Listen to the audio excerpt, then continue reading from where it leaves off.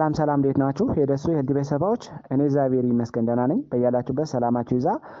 ዛሬም እንደተለመደው በአንድ አስተማሪና ጠቃሚ ቪዲዮ ተመልሻለሁ። በዚህ ቪዲዮ ትኩስ ወተትን ከመኝታ በፊት መጠጣት የእንቅልፍ መቆራረጥና የእንቅልፍ መዛባትን እንዴት እንደሚያስተካክልና ወተት ምን ንጥረ ነገሮችን ስለያዘ ነው የእንቅልፍ መዛባትን የእንቅልፍ መቆራረጥን የሚያስተካክል የሚለው ለእናንተ በደንብ አብራርቼ እነግራችኋለሁ። ከዛ በፊት ግን ለቻናሉ አዲስ ከሆናችሁ ቻናሉን ሰብስክራይብ ያደርጋችሁ ጀምሩ። ነባሪ ሰዎችም የዩቲዩብ አልጎሪዝም ለብዙዎች እንዲያደርስና ብዙዎችን ስለሚያስተምር ላይክ እና ሼር ማድረጋችሁን አትርሱ። አብራችን ቆዩ።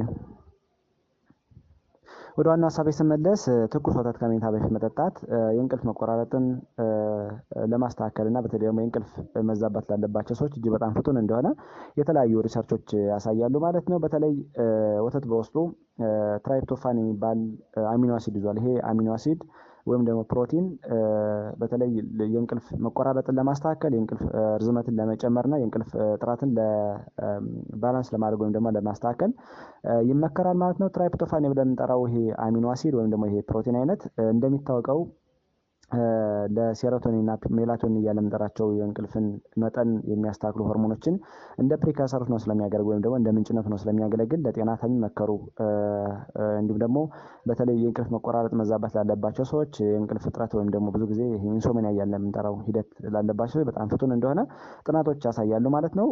ትኩስ ወተትን ከ2 እስከ 3 ሰዓት በፊት እንቅልፍ ከመተኛታቸው በፊት ሰዎች ይህን ነገር ቀድሞ ቢጠጡት ወይም ደግሞ ወተትን ቢጠቀሙ ቅድም እንደጠቀስነው ኢንሶምኒያ እያለ የምንጠራው ደግሞ የእንቅልፍ መቆራረጥ ላለባቸው ሰዎች በጣም ፍቱን ነው ተብሎ ይታሰባል።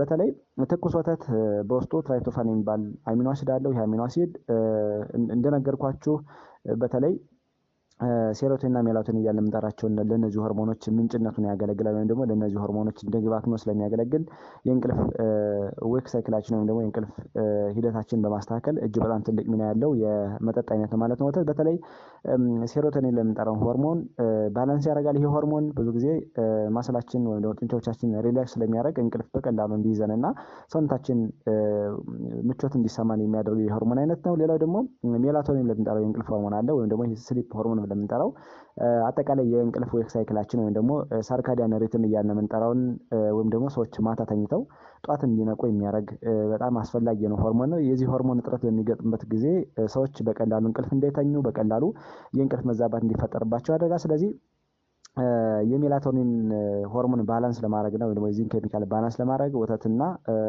ሌሎችንም ትራይፕቶፋን ያላቸው ምንጮችን መጠቀም በጣም አስፈላጊ ነው ማለት ነው። ስለዚህ ባላንስ ስለሚያደርግ ይሄ ሜላቶኒንን ሰዎች በቀላሉ እንቅልፍ እንዲተኙ በመሀል የእንቅልፍ መቆራረጥ እንዳይኖር በመሀል የእንቅልፍ መዛባት ወይም ደግሞ በመሀል ምቾት እንዳይሰማቸው የሚያደርጉ ነገሮችን በመቀልበስና በማስተካከል ሰዎች በቀላሉ ከ7 እስከ 8 ሰዓት እንቅልፍ እንዲተኙ ይመከራል ማለት ነው። በተለይ በቀን ውስጥ ወይም ደግሞ በ24 ሰዓት ውስጥ አንድ ሰው ማታ ላይ ከ7 እስከ 8 ሰዓት እንቅልፍ እንዲተኛ ይመከራል ጤነኛ ለመባል ማለት ነው። ስለዚህ ይህን ሂደት በማስተካከል ሰዎች በቀላሉ የእንቅልፍ መዛባትን ያስተካክላል ተብሎ ይታሰባል። በተለይ እንቅልፍን ፕሮሞት ያደርጋል ማለት ነው። ቅድም እንደነገርኳችሁ ትኩስ ወተትን ከመኝታ በፊት ከ2 እስከ 3 ሰዓት በፊት መጠጣት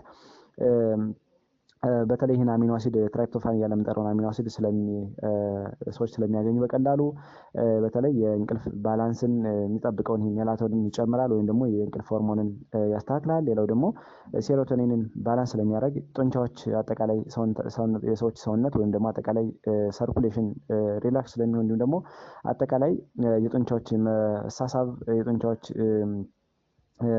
ሪላክስ እንዲጨምር ስለሚያደርግ በቀላሉ ሰዎች እንቅልፍ እንዲተኙ ያደርጋል ማለት ነው። በተለይ የእንቅልፍ ጥራትን በመጨመር የሚታወቅ የመጠጥ አይነት ነው ማለት ነው። ወተት የእንቅልፍ ዱሬሽንን ኳሊቲ እና ኳንቲቲን ይጨምራል ማለት ነው። ስለዚህ እጅግ በጣም ብዙ ጥቅም ያለው የምግብ አይነት ነው ማለት ነው። ወተት በተለይ ፕሮቲን እናገኝበታለን። ከዛ በተጨማሪ ፕሮቲን ከማግኘት በተጨማሪ ደግሞ አሁን እንደነገርኳችሁ ይህንን ሂደት በማስተካከል ሰዎች በቀላሉ እንቅልፍ እንዲተኙ ያደርጋል። በ24 ሰዓት ውስጥ በተለይ ሰዎች ከ7 እስከ 8 ሰዓት እንቅልፍ እንዲተኙ የሚያደርግ በጣም ጠቃሚ የሆነ የምግብ አይነት ነው ማለት ነው። ስለዚህ የእንቅልፍን መዛባት ከሚቀንሱ እና የእንቅልፍ ኳሊቲን ከሚጨምሩ የመጠጥ አይነቶች አንዱ ወተት ነው ማለት ነው። ስለዚህ ወተትን መጠጣት ቅድም እንደነገርኳችሁ የእነዚህን የብሬን ኬሚካሎችን አጠቃላይ የሰውነታችን ኬሚካሎችን መዛባት ስለሚቀንስና አጠቃላይ ባላንስ ሊሆን ስለሚያደርግ እንዲሁም ደግሞ ሰዎች ማታ ተኝተው ጧት እንዲነቁ የሚያደርገውን ሆርሞን ሜላቶኒን እያለ የምንጠራውን ሆርሞን ባላንስ ስለሚያደርግ በቀላሉ የእንቅልፍ መዛባትን የእንቅልፍ መቆራረጥን ይቀንሳል ተብሎ ይታሰባል። እንዲሁም ደግሞ ከእድሜ መግፋት ጋር ተያይዞ አንዳንዴ የእንቅልፍ መቆራረጥ ሂደት ይኖራል። በተለይ እንቅልፍ ሰዎች በስርዓት አይተኙም። በተለይ እድሜ እየጨመረ ሲሄድና እድሜያቸው ከ65 በላይ የሆኑ ሰዎች በዚህ ሁኔታ ይቸገራሉ ተብሎ ይታሰባል። በተለይ ደግሞ ኢንሶምኒያ እያለ የምንጠራው ደግሞ የእንቅልፍ መዛባት ሂደት ብዙ ጊዜ ኮመን ነው በሰዎች እድሜያቸው ሲጨምር። ስለዚህ ትኩስ ወተትን ከመኝታ በፊት ከ2 እስከ 3 ሰዓት መጠጣት በተለይ ሳይኮሎጂካል ኢፌክት አለው ወይም ደግሞ የአጠቃላይ የአእምሮን ሁኔታ ስለሚያስተካክልና ሰዎች ነፃነት ስለሚሰማቸው ኮምፎርት ስለሚሰማቸውና አጠቃላይ ሰውነታቸው ሪላክስ እንዲሆን ስለሚያደርግ ምቾት ስለሚሰማቸው በቀላሉ እንቅልፍ እንተኛ ያደርጋል ተብሎ ይታሰባል። በተለይ እድሜ እየገፋ ሲሄድ የእንቅልፍ መቆራረጥ ወይም ደግሞ የእንቅልፍ ኳሊቲ ይቀንሳል። የእንቅልፍ ኳሊቲ በሚቀንስበት ጊዜ ሰዎች ማታ ላይ በደንብ አይተኙም። ስለዚህ በዚህ ሂደት ብዙ ሰዎች ችግር ላይ እንዳይሆኑ ያደርጋል ተብሎ ይታሰባል ማለት ነው። በተለይ ይሄን አሚኖ አሲድ ትራይፕቶፋን ብለን የምንጠራውን አሚኖ አሲድ ስለሚያገኙና ይሄ አሚኖ አሲድ ደግሞ ቅድም እንደነገርኳችሁ የእንቅልፍ መዛባትን በትክክል ስለሚቀርፍ እድሜያቸው ገፋ ላሉ ሰዎች በጣም አስፈላጊ ነው ማለት ነው። እንዳጠቃላይ ትኩስ ወተትን በእንቅልፍ ሰዓት በተለይ እንቅልፍ ከመተኛታቸው በፊት ሰዎች ከ2 እስከ 3 ሰዓት በፊት ቀድሞ ቢጠጡት ብዙ ጊዜ የእንቅልፍ ርዝመትን ወይም ደግሞ ዱሬሽን ኦፍ ስሊፕ ብለን የምንጠራውን ይጨምራል። የእንቅልፍ ጥራትን በተለይ ደግሞ የእንቅልፍ ኳሊቲ ብለን የምንጠራውን ይጨምራል። የእንቅልፍ መቆራረጥ በተለይ በመሀል መንቃት ካለ፣ በመሀል ምቾት አለመሰማት ካለ፣ በመሀል አንዳንድ የማይመቹ ነገሮች ካሉ እነሱን በመቀነስ ሰዎች በቀላሉ እንቅልፍ እንዲተኙ ያደርጋል ማለት ነው። ስለዚህ ወተት በጣም አስፈላጊ ነው ማለት ነው። ከዚህ በተጨማሪ ወተት ለጤና ምን ያህል አስፈላጊ እንደሆነ ይታወቃል። በተለይ ፕሮቲን እናገኝበታለን። ከፕሮቲን በተጨማሪ ደግሞ አሁን እንደነገርኳችሁ ይህን ያህል ጥቅም እንዳለው ብዙ ሰዎች አንገነዘብም፣ አናቅም። ስለዚህ የእንቅልፍ ችግር በተለይ ደግሞ ከእድሜ መግፋት ጋር ተያይዞ እንዲሁም ደግሞ በአንዳንድ ሁኔታዎች እንቅልፍ ላስቸገራቸው ሰዎች፣ እንቅልፍ አልመጣ ላላቸው ሰዎች እንዲሁም ደግሞ የእንቅልፍ መቆራረጥ ላለባቸው ሰዎች ወተትን ቢጠጡ ይህን ያህል መፍትሄ ያገኛሉ ተብሎ ይታሰባል ማለት ነው። እንዳጠቃላይ በተለይ የወተትን ትኩስ ወተትን የተለያዩ ነገሮችን በመጨመር ሊሆን ይችላል፣ ብቻውን ሊሆን ይችላል።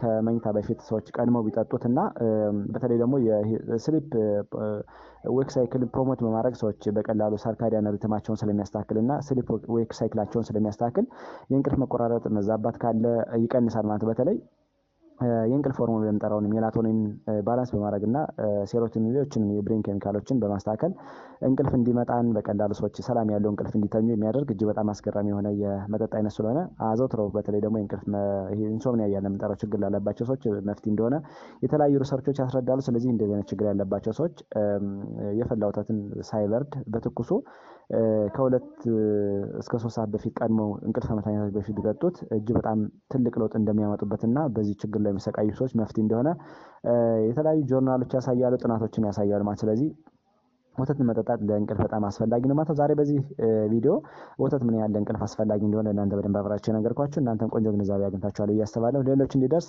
ላይክ እና ሼር አድርጉ። እንዲሁም ቀጣይ የምለቃቸው ቪዲዮዎች ለእናንተ እንዲደርሷችሁ የደወል ምልክቱን መጫን አትርሱ። አመሰግናለሁ። ባይ ባይ።